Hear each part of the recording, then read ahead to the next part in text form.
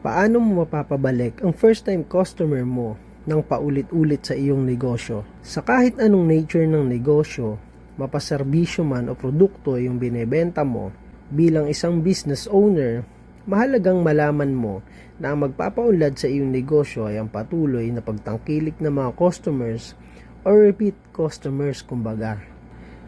Dapat alam mo na hindi lang mismong produkto o serbisyo ng iyong negosyo ang ibinebenta mo, kundi yung mismong value.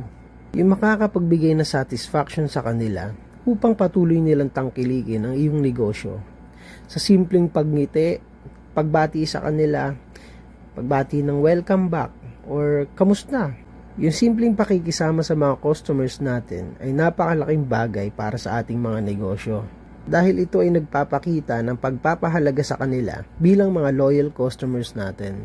Para kapag nangailangan ulit sila ng serbisyo o produkto, ay maaalala nila yung satisfaction na naranasan nila at babalik sila sa iyo.